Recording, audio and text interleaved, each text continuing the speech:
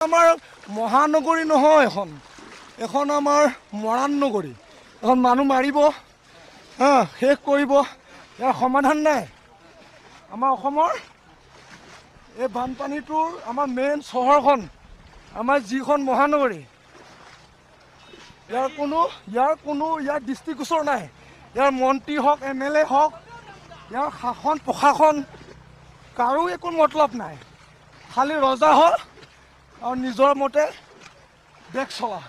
পিতাহঁত আগলৈ যা, লাগি গ'লে মোক নকবি হয়। উন্নয়ন হৈছে বুলি কয় দাদা।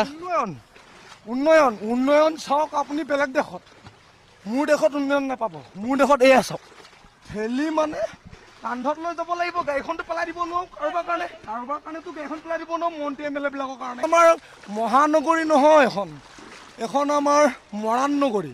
এখন মানুহ মাৰিব, শেষ কৰিব, ইয়াৰ সমাধান নাই।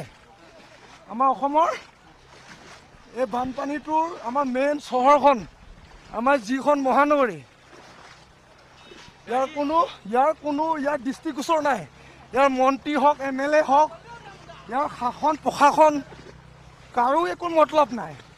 খালি ৰজা হ'ল আৰু নিজৰ মতে দেশ চলা।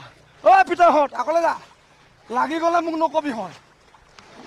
উন্নয়ন হৈছে বুলি কয় দাদা।